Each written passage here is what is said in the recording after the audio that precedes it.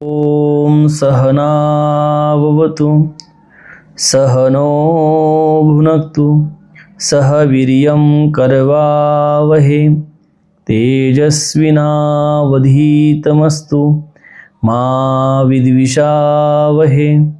ओम शांतिः शांतिः शांतिः। हे कृष्ण करुणा सिंधो दीनबंधो जगत्पते गोपेश गोपिका कांतं राधाकांतं नमोस्तुते। गुरुर्ब्रह्मा गुरुर्विष्णु गुरुर्देवो महेश्वरा गुरुर्साक्षात् परब्रह्म तस्मै श्री गुरवे नमः। भगवंताच्या असीम कृपेने संतश्रेष्ठ संत ज्ञानेश्वर महाराज यांच्या आशीर्वादाने, सद्गुरुदेवाच्या आशीर्वादाने, सकल संतांच्या आशीर्वादाने चालत असलेले हा ज्ञानेश्वरी चिंतन सोहळा आणि या ज्ञानेश्वरी चिंतनामध्ये काल आपण जवळजवळ 3 ओव्यापर्यंत आपण पाहिलं होतं आणि भगवान गणेशाचं वर्णन ज्ञानोबराय इथे करताना दिसत आहे। आत्मस्वरूप गणेश जे आहे त्यांचं वर्णन करताना दिसत आहे आणि गणेशजीची अशा प्रकारची प्रतिमा उभी केली आहे की शब्दरूप प्रतिमा उभी केली आहे। तर आज आपण संतश्रेष्ठ ज्ञानेश्वर महाराज यांच्या 4थ्या ओवीपासून प्रारंभ करणार आहे। स्मृती तेची अवयव देखा अंगिक भाव तेत लावण्याची ठेव अर्थशोभा। या ठिकाणी संतश्रेष्ठ ज्ञानेश्वर महाराज गणेशाच्या मूर्तीची कल्पना करत असताना त्यामध्ये स्मृती जी आहे ही स्मृती ही गणेशाचं अंगभूत अवयव आहे। कारण जसं हे शब्दब्रह्म अशेष, शब्दब्रह्म म्हणजे जे वेद आहे, वेदानुकूल स्मृती, पुराणे, वाङ्मय हे सगळे जे आहे ती संपूर्ण ही गणेशाची मूर्ती आहे असं सांगितले आहे। आणि त्यामध्ये विशेष करून स्मृती जे ग्रंथ आहे ते काय आहे, गणेशाचे अंग आहे, अंगभूत अवयव आहे। आणि हे जे तेत लावण्याची ठेव अर्थशोभा आणि त्या स्मृतीतील निरनिराळ्या सिद्धांत रूपी अर्थ सौंदर्य हेच गणेशाच्या चिरडाने एकवटलेलं सौंदर्य आहे। आता स्मृती ग्रंथ जो आहे त्या स्मृती ग्रंथामध्ये जर आपण विचार केला तर अनेक ग्रंथ सांगता येतील। श्रुती आणि स्मृतीमध्ये काय फरक आहे, तर श्रुती आणि स्मृतीमध्ये फरक असा आहे की श्रुती म्हणजे ज्याला कधीही आत्मविस्मृती झाली नाही आणि अशा पुरुषांचे जे शब्द आहे त्याला श्रुती असं म्हटलं जातं, ज्यांना कधीही आत्मविस्मृती होत नाही। कारण आपल्याला आत्मविस्मृती होते, जीवाला आत्मविस्मृती होते आणि आत्मविस्मृती झाल्यामुळे आपल्याला त्या आत्म्याच्या स्मृतीसाठी आपण अध्यापन करत असतो, आपण साधना करत असतो आणि श्रवण करत असतो, मनन करत असतो, निधिध्यासन करत असतो आणि त्यानंतर आपल्याला ज्ञान प्राप्त होतं। तर ज्यांची कधीही आत्मविस्मृती होत नाही, त्यांना ज्ञान असतं मी कोण आहे।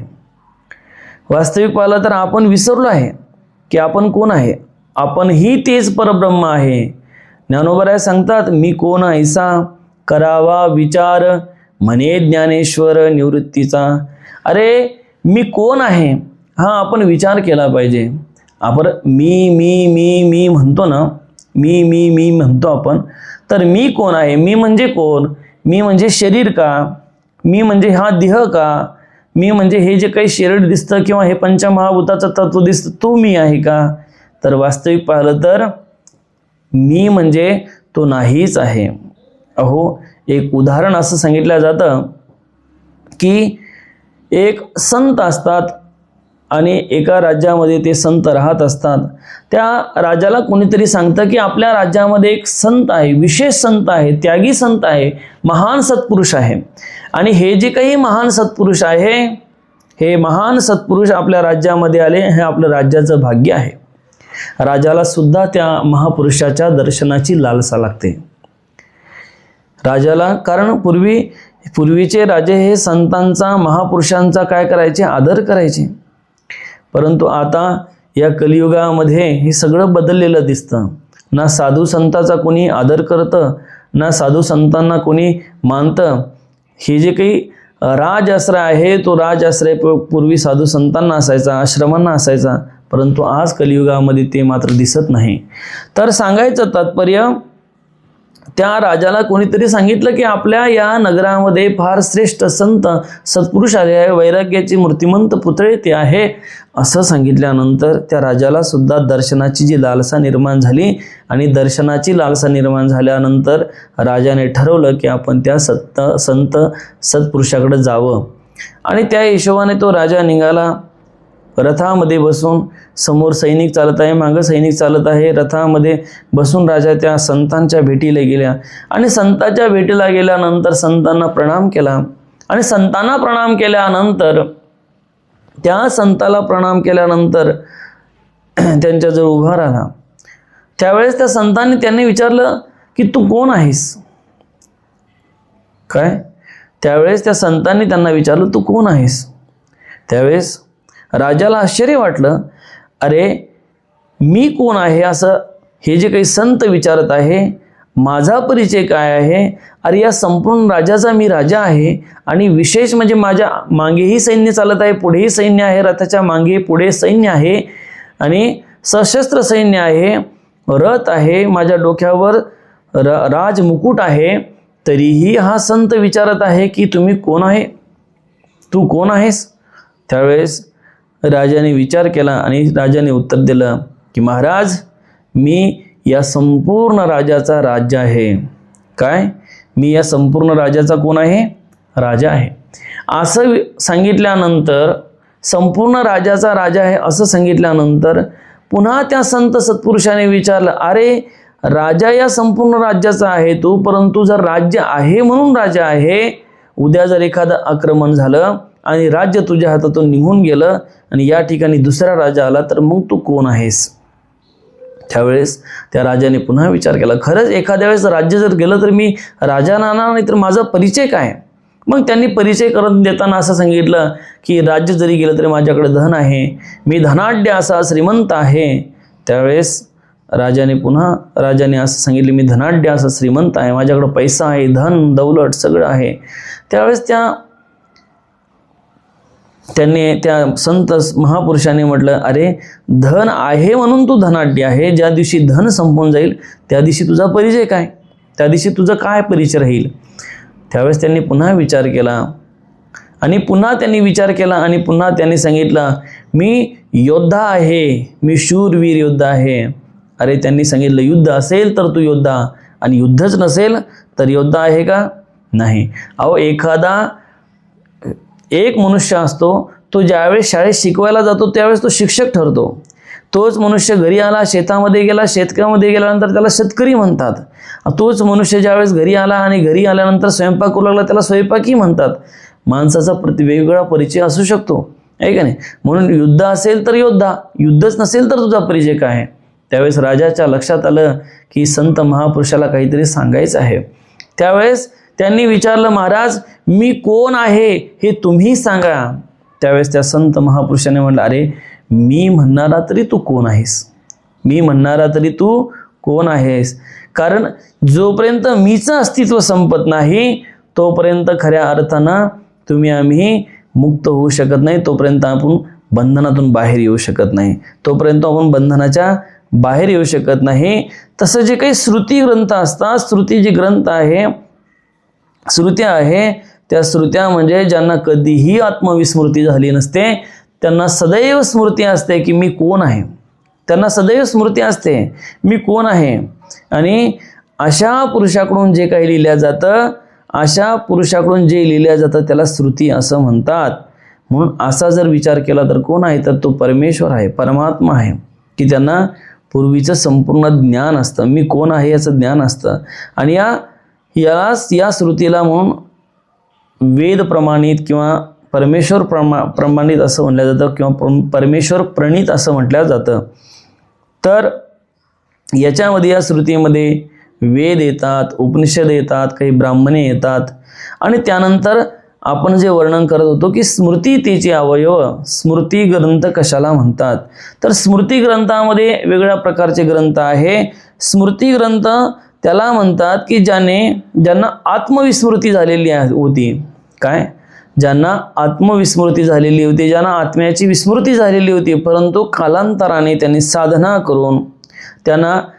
साधना करून कालांतराने पुन्हा ज्ञान प्राप्त केलं. आणि पुन्हा ज्ञान प्राप्त केल्यानंतर पुन्हा त्यांनी आपल्या ज्ञानाच्या द्वारे पुन्हा त्या आत्मस्वरूपाचं ज्ञान प्राप्त करून त्याच्यावर जे काही चिंतन लिहिलं, मनन लिहिलं आणि त्याच्यात त्यांचा अनुभव लिहिला, त्याला म्हणतात स्मृती ग्रंथ. या स्मृती ग्रंथामध्ये वेगवेगळ्या प्रकारचे ग्रंथ येऊ शकतात. स्मृतीमध्ये आपण मनुस्मृती पाहतो, त्यानंतर याज्ञवल्क्य स्मृती आहे, गौतम स्मृती आहे, अत्रेय स्मृती आहे, विष्णू स्मृती आहे, हरिस्मृती आहे, व्यास स्मृती आहे, शंख स्मृती आहे, लिखित स्मृती आहे, यम स्मृती आहे, दक्ष स्मृती आहे आणि पराशर स्मृती आहे. या महात्म्याने ज्या काही लिहिल्या आहे, ह्या ज्या काही स्मृती आहे, ह्या म्हणजे त्यांना ज्ञान झाल्यानंतर जे काही लिहिलं त्या स्मृत्या. आणि म्हणून हे जे काही स्मृती आहे, हे स्मृतीसुद्धा एक गणेशाचे अवयव आहे. आणि हे जे काही अवयव आहे ते अवयव गणेशाला कसे शोभून दिसतात, ते तर लावण्याची ठेव अर्थशोभा. आणि त्यांचे जे काही सिद्धांत आहे, स्मृतीतील निरनिराळे सिद्धांत आहे, त्याचं अर्थ सौंदर्यच खऱ्या अर्थानं गणेशाचं सौंदर्य आहे. आपण आपल्या सौंदर्याचा विचार केला तर आपण काय म्हणतो, शरीराचं सौंदर्य नश्वर आहे, शरीराचं सौंदर्य नाश पावणार आहे. आज जसं आपलं शरीर असेल तसं उद्या असणार नाही, उद्या जसं आपलं शरीर सौंदर्य असेल ते परवा दिसणार नाही. सांगायचं तात्पर्य, शरीर सौंदर्य हे प्रत्येक काळानुसार हे बदलत राहतं, वेळ काळानुसार ते मरत राहतं, जळत राहतं. परंतु या ठिकाणी जे काही गणेशाचं सौंदर्य वर्णन केलं आहे, ते सौंदर्याला उपमा देताना सांगतात स्मृती ग्रंथ हे त्या गणेशाचे काय आहे, सौंदर्य आहे. हे संपूर्ण स्मृती ग्रंथ या गणेशाचे सौंदर्य आहे. आणि त्यानंतर पुढच्या ओवीमध्ये संतश्रेष्ठ ज्ञानेश्वर महाराज असं सांगतात, अष्टादश पुराणे तिची मणिभूषणे पदपद्धती खेवणे प्रमेयरत्नांची. या ठिकाणी ओवी क्रमांक 5 मध्ये संत ज्ञानेश्वर महाराज अष्टादश पुराणे की 18 प्रकारचे, कारण आपल्या या धर्मग्रंथामध्ये जर आपण विचार केला तर 4 वेद, किती 4 वेद आणि किती शास्त्र, 6 शास्त्र आणि 18 पुराण सांगितल्या जातात. 4 वेद आहे, 6 शास्त्र आहे आणि 18 पुराण आहे. तर हे जे काही 18 पुराण आहे, त्या 18 पुराणाचे जे काय सांगतात, ही गणेशाची वर्णरूपी शरीरावर रत्नालंकार आहे. त्यांची जे काही 18 पुराण आहे, हे जे काही 18 पुराण आहे, शरीरावर रत्नालंकार आहे. त्यातील शब्दरचना ही त्यात असलेल्या अनेक वेदांत सिद्धांत रूपी रत्नाचे कोंदणे आहे. की हे जे काही 18 प्रकारचे पुराण आहे, हे रत्न अलंकार त्यांना म्हटलं आहे. कारण हे 18 प्रकारचे जे पुराण आहे, हे पुराण हे वेद, श्रुती, स्मृती यांना पूरक आहे, यांचा अर्थ सांगण्यात पूरक आहे. कारण वेदाचा अर्थ सांगण्यात, कदाचित कळण्यात ते सर्वसामान्य मनुष्य असमर्थ असू शकेल. सगळ्यांना वेद कळेलच अशातला भाग नाही, सगळ्यांना श्रुती कळेलच अशातला भाग नाही, स्मृतीही काही लोकांना कळेल अशातला भाग नाही. परंतु पुराण मात्र बऱ्याच लोकांना कळतात. म्हणून पुराणाच्या द्वारे वेदाचा अर्थ लावला पाहिजे. वास्तविक पाहिलं तर या ठिकाणी गणेशाचं रूपक करत असताना ज्ञानोबारायाने या 18 पुराणांना रत्नालंकार केला आहे. जसं स्त्रीचं सौंदर्य कसं असतं की स्त्री आपलं सौंदर्य खुलण्यासाठी काय करते, वेगळ्या प्रकारच्या मणी धारण करते, काही गहू पोता, त्याच्यानंतर काही कानामध्ये कुंडले, सोन्याचे कुंडले, आणखीन त्याच्यानंतर काय एक दाणी, वेगळ्या प्रकारचे अलंकार धारण करते आणि ती अलंकार धारण करून त्या पद्धतीने ती स्त्री आपलं सौंदर्य वाढवण्याचा प्रयत्न करत असते. त्या पद्धतीने ही जी काही गणेशाची मूर्ती रेखाटलेली आहे, या मूर्ती रेखाटत असताना ज्ञानोबरायांनी सांगितलं हे जे काही 18 पुराणं आहे हे काय आहे, गणेशाचं सौंदर्य वाढणारे रत्न अलंकार आहे. जसं स्त्रीचं सौंदर्य सोनं घातल्यानंतर खुलून दिसतं आहे का नाही, स्त्रीचं सौंदर्य जसं सुवर्णाने खुलून दिसतं, वेगळ्या प्रकारचे जे काही पोथी मणी करतात त्यावेळेस त्या स्त्रीचा आणखीन सौंदर्यामध्ये भर पडते, तसं हे जे काही रत्न अलंकार आहे, कोणते रत्न अलंकार, कोणते, पुराण रूपी जे काही 18 पुराण रूपी जे काही रत्न अलंकार आहे त्याने काय केलं आहे, गणेशाचं सौंदर्य वाढवलेलं आहे. मग त्या 18 पुराणामध्ये आपण कोणकोणते पुराणे येतात तर बघू, ब्रह्मपुराण आहे, पद्मपुराण आहे, विष्णू पुराण आहे, वायू पुराण आहे, भागवत पुराण आहे, नारद पुराण आहे, मार्कंडेय पुराण आहे, अग्नि पुराण आहे, भविष्य पुराण आहे, ब्रह्मवैवर्त पुराण आहे, लिंग पुराण आहे, वराह पुराण आहे, स्कंद पुराण आहे, वामन पुराण आहे, कुर्म पुराण आहे, मत्स्य पुराण आहे, गरुड पुराण आहे आणि शेवटचं ब्रह्मांड पुराण आहे.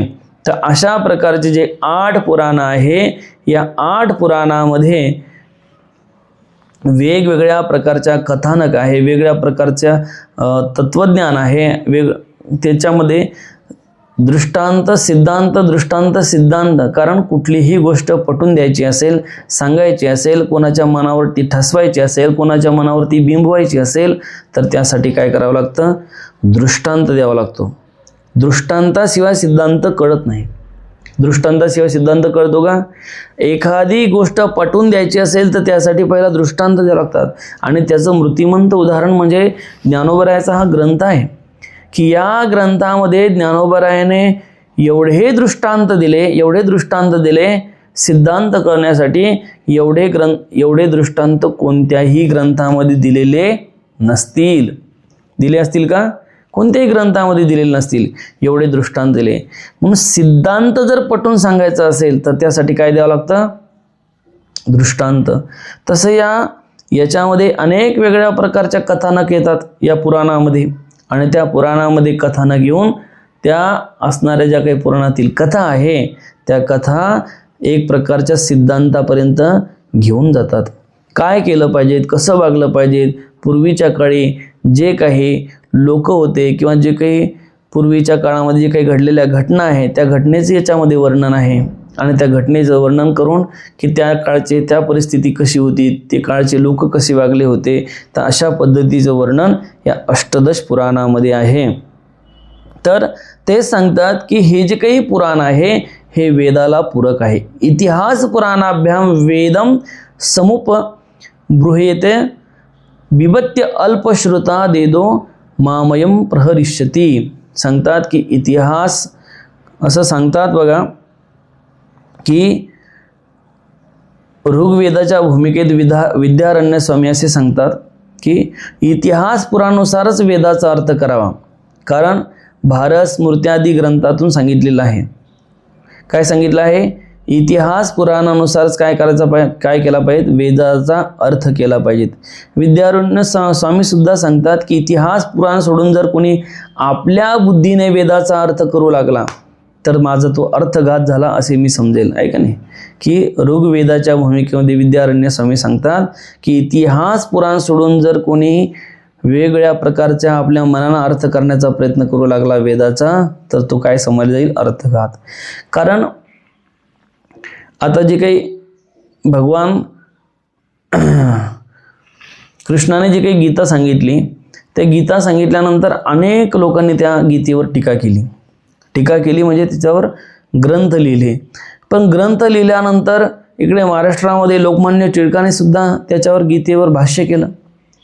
पण लोकमान्य टिळकाने जे गीतेवर भाष्य केलं ते भाष्य करत असताना ती गीता त्यांनी कर्मपर दाखवली.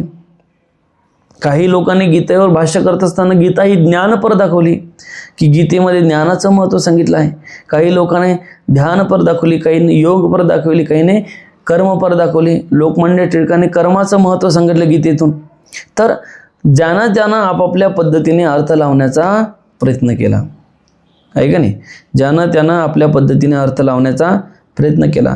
परंतु खरा अर्थ जो आहे तो अर्थ जर सांगितला गेला नाही आणि त्याचा अर्थ सिद्धांतच वेगळा सांगितला गेला, त्याचा वेगळ्या पद्धतीने अर्थ मांडला गेला, तर निश्चित त्या ग्रंथाचा काय होतो, अर्थघात होतो, आहे का नाही.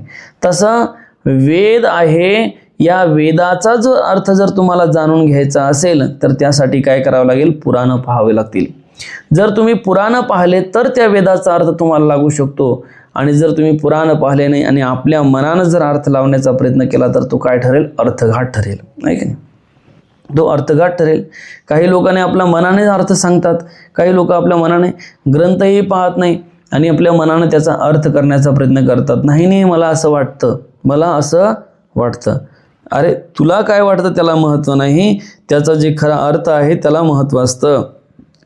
तर असं सांगतात की जे काही अर्थघात होईल आणि अशी वेदाला सुद्धा भीती वाढवते म्हणून श्रेष्ठ अशी इतिहास पुराण निर्माण झाले. आणि त्या पुराणाच्या द्वारे जे काही ऋषी महर्षी मुनी यांनी काय केलं, पुराणाची निर्मिती केली. यांनी पुराणाची निर्मिती केली. कारण या ऋषी मुनींना सगळा वेदाचा अभ्यास होता. काय होता, या सगळ्या वेदाचा अभ्यास ऋषी मुनींना होता. त्यामुळे त्यांनी सर्वसामान्यांना कळावं याच्यासाठी काय केली, पुराणाची निर्मिती केली. पुराणामध्ये कथानक आहे. आता भागवत महापुराणामध्ये जर विचार केला आपण तर वेगळ्या प्रकारच्या कथा आहे. कृष्ण कथा आहे का नाही. कृष्ण कथा आहे, त्यामध्ये रामकथेचाही भाग येतो आणि त्या कथेच्याद्वारे आपल्याला सांगितल्या जाते की हे जे काही पूर्वीचे जे काही संत महंत महात्मा जसं सनकादिक हे सगळे नारद आदी कसे राहिले, कसे वागले, त्यांचं कसं आचरण होतं, कसे जगले, आहे की नाही, भगवंताने कशा लीला केल्या, अशा पद्धतीने सांगितलं जातं. म्हणून सांगायचं तात्पर्य भगवंताचा साक्षात्कार करण्यासाठी, भगवंताला प्राप्त करण्यासाठी हे जे काही ग्रंथ आहे हे ग्रंथ काय आहे, पूरक आहे. तर अशा पद्धतीने ज्ञानसंपन्न पुरुषाकडून, हे काही सर्वसाधारण लोकांनी लिहिलं का, तुमच्या आमच्यासारख्या लोकांनी लिहिलं का, नाही. ज्यांनी ज्ञान प्राप्त केलं, ज्यांनी वेदाचं ज्ञान प्राप्त केलं, वेदाचं अध्ययन केलं, ज्यांनी श्रुतीचं अध्ययन केलं, स्मृतीचं अध्ययन केलं, वेगळ्या प्रकारच्या ग्रंथाचं अध्ययन केलं, अशा लोकांनी काय केलं, या पुराणाची निर्मिती केली. म्हणून पुराण श्रेष्ठ आहे किंवा त्या पुराण जे आहे ते वेदाला पूरक आहे. म्हणून वेद असेल, इतिहास असेल, वेद इतिहास पुराण संत वाङ्मय यांची वाक्यता आपल्याला आढळून येते. आणि मग या सगळ्या गोष्टीचा विचार केला तर मग त्याचा अर्थ लागू शकतो. जसं पूर्वीच्या काळामध्ये वेद होते, आहे का नाही, वेदानंतर श्रुती स्मृती हे क्रम आहे.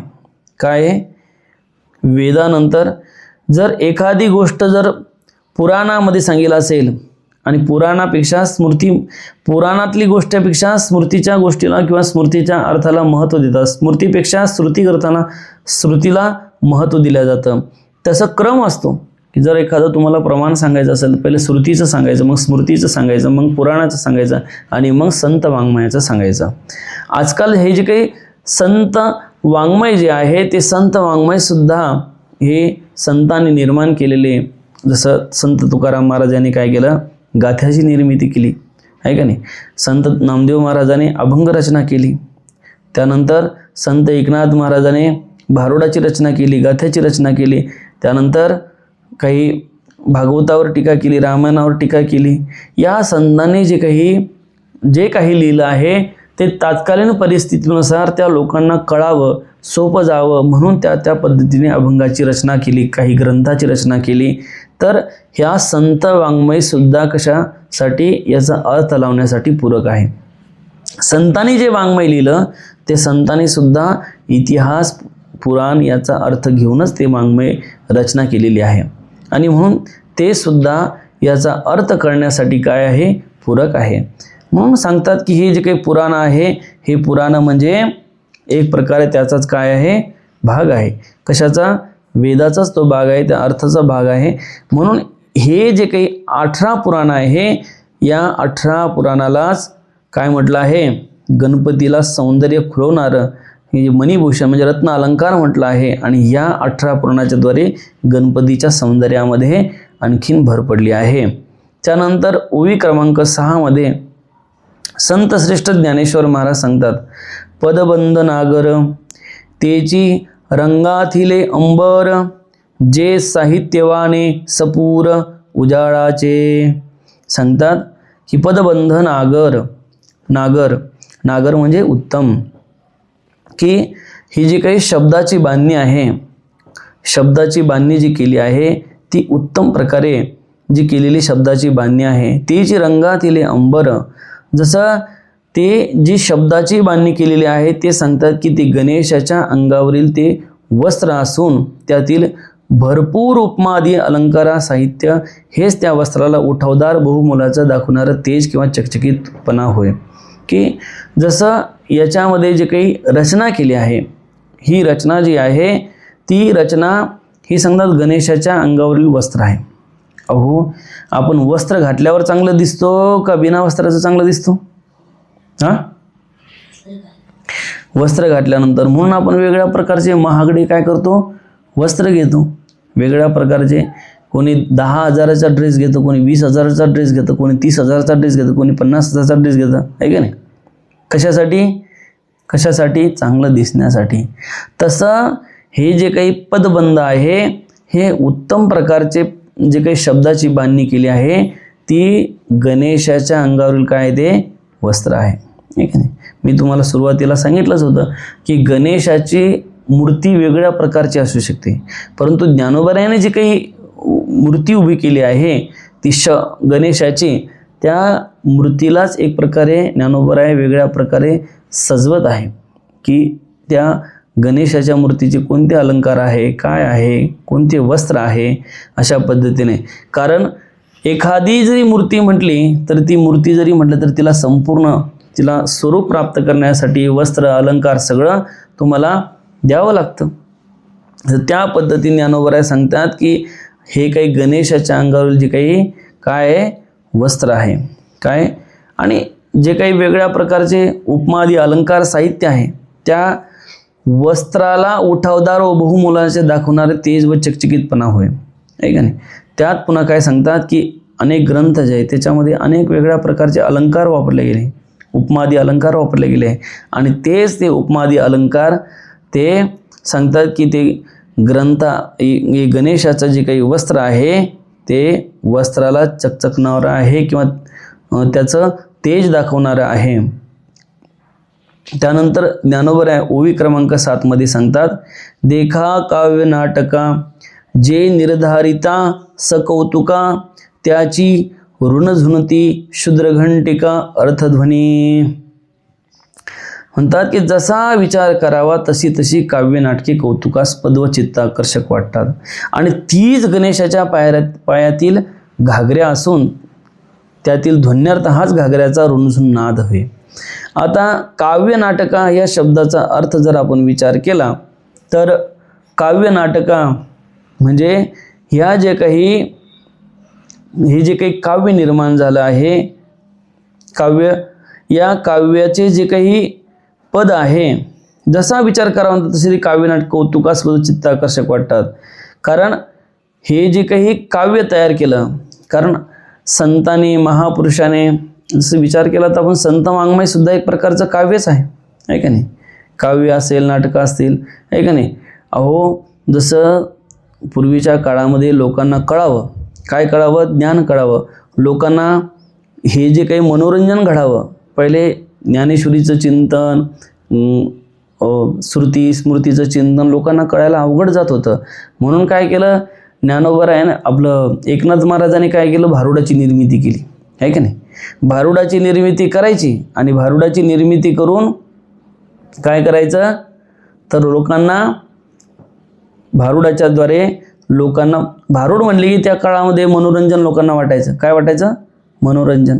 आणि मनोरंजन वाटायचं आणि त्यामुळे लोक भरपूर जमा व्हायचे, आणि मग भारुडाच्या द्वारे लोकांना काय करायचा, बोध करायचा. मग भारुड करत असताना तसा शृंगार करायचा, तसं नाटक करायचं, आहे का नाही? आहे का नाही?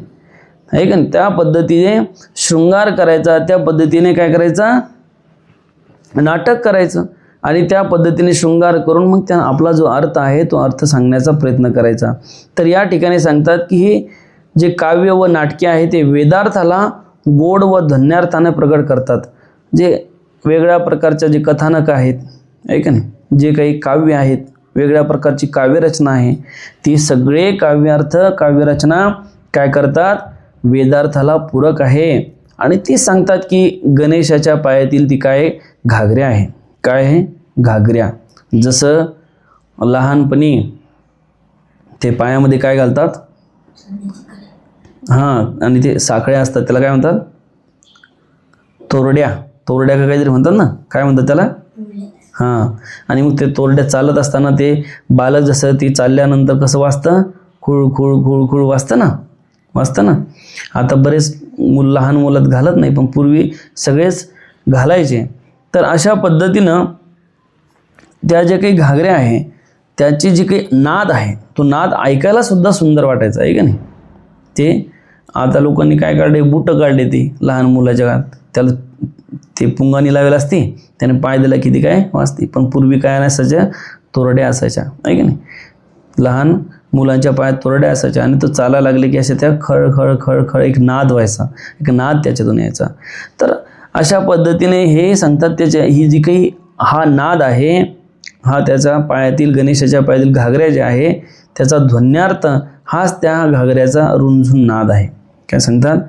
आता या ठिकाणी काव्य नाटके अशा पद्धतीने जे काही निर्माण झाले हे सुद्धा वेदानुकूल आहे. परंतु काही लोकांनी आता कालांतराने काय केलं, साहित्य निघालं. पूर्वीचं साहित्य असं नव्हतं. आता काही कालांतराने साहित्य निघाले, काही कालांतराने आता आपण पाहतो टी व्ही आहे, सगळं मोबाईल आहे, सगळं जमाना आहे. आता लोक काय करतात की पूर्वी काय असायचं, ज्यावेळेस आम्ही लहान होतो त्यावेळेस असे नाटकं असायचे किंवा अशा पद्धतीच्या कथा असायच्या, रामायणाचा भाग टीव्हीवर दाखवला जायचा आणि त्यामुळं काय व्हायचं की एक प्रकारचं प्रबोधन व्हायचं, मनामध्ये एक चांगल्या प्रकारचे विचार यायचे. परंतु आता जे काही आहे, आता जे काही टी व्हीवर असेल, मोबाईलवर असेल, अशा पद्धतीचे दाखवल्या जातं, विचित्र दाखवल्या जातं. त्याच्यामुळं काय होतं की विषय वाचण्याला काय भेटतं, वाढ भेटते, आहे का नाही.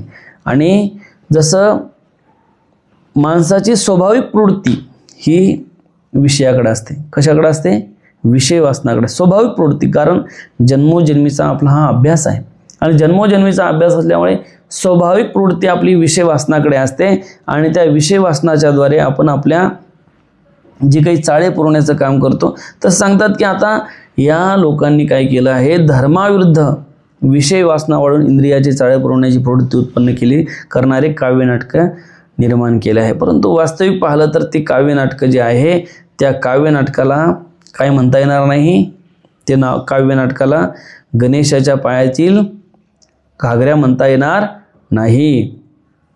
त्यानंतर ज्ञानोबराय, विश्वमाऊली ज्ञानोबराय ओवी क्रमांक 8 मध्ये लिहितात, नाना प्रमेयाचे परी निपुणपणे पाहता कुसरी, दिसती उचित पदे माझारी रत्ने भले. सांगतात की या ओवीमध्ये की नाना प्रमेयाचे परी, अर्थव्युत्पत्तीमध्ये निष्णात होऊ पाहणाऱ्याला काव्य नाटकातून जे वैदिक सिद्धांत कौशल्याने मांडले आहेत ते सिद्धांत व्यक्त करणारी योग्य पदी हीच त्यांची रत्ने आहेत. अर्थव्युत्पत्ती, कारण कुठल्याही ग्रंथाची कुठल्याही जे काही सिद्धांत असतात, प्रमेय असतात, त्या प्रमेयाचं काय करत असतात तर अर्थाचा अर्थ समजून घ्या, अर्थाची व्युत्पत्ती करत असतात. आणि अशा अर्थव्युत्पत्तीमध्ये निष्णात होऊ पाहणाऱ्याला या काव्यनाटकातून वैदिक सिद्धांत कौशल्याने मांडले आहेत. ते सांगतात की ज्यांना खऱ्या अर्थानं या सगळ्यांचा प्रमेयाचा ज्ञान आहे, प्रमेय म्हणजे सिद्धांत, या सिद्धांताचं ज्ञान आहे आणि सिद्धांत एकच आहे. त्या सिद्धांताचं ज्ञान झाल्यानंतर मग तुम्हाला बाकी कशाचं ज्ञान करायचं काम नाही. प्रमेय म्हणजे सिद्धांत.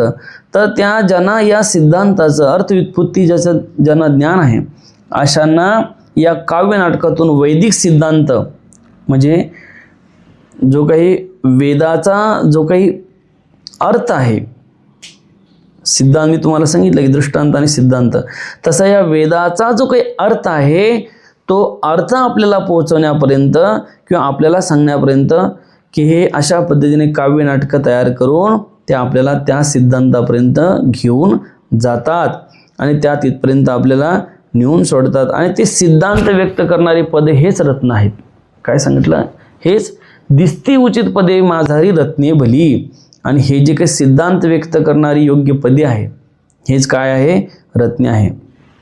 जसं काव्य नाटकाच्या द्वारे जे काही सिद्धांत मांडला जातो, जसं एखादा दृष्टांत सांगून त्याला सिद्धांत सांगतात आणि सिद्धांत सांगून मग त्याला खऱ्या अर्थानं त्या सिद्धांतापर्यंत नेऊन त्याला ज्ञानापर्यंत किंवा ज्ञानावर त्याला आरूढ केलं जातं.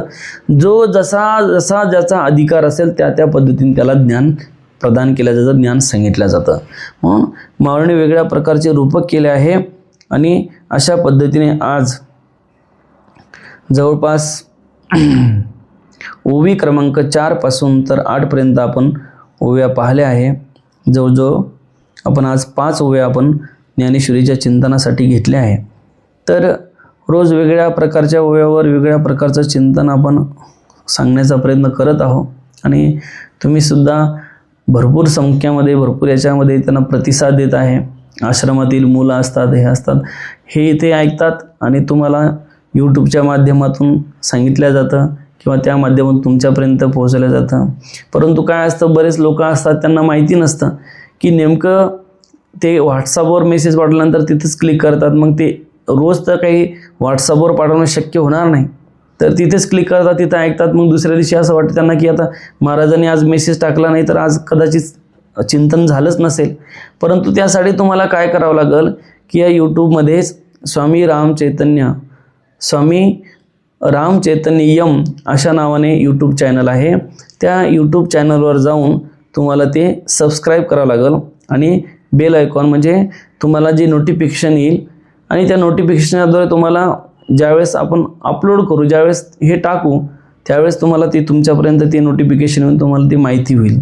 म्हणून तुम्ही काय करायचं आहे की हे जे काही यूट्यूब चॅनल आहे हे यूट्यूब चॅनलला सबस्क्राईब करून घ्यायचं आहे. आणि सबस्क्राईब केल्यानंतर त्याच्यावर आश्रमातील वेगवेगळ्या प्रकारचे उपक्रम असतील, आश्रमातील वेगवेगळ्या प्रकारचं कार्यक्रम असतील, आश्रमात जे काही चालणारे जे काही नित्यनेम असतील, हे सगळे आपण त्याच्यावर हळूहळू टाकणार आहे.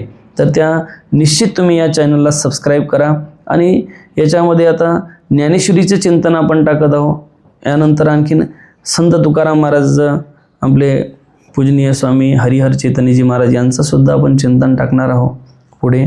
तर अशा पद्धतीने हे चॅनल सबस्क्राईब करा आणि अशा पद्धतीने ज्ञानेश्वरीचा अर्थ तुमच्यापर्यंत पोहोचावा असा हा जो काही मानस आहे, हा मानस तुम्ही लक्षात घ्या.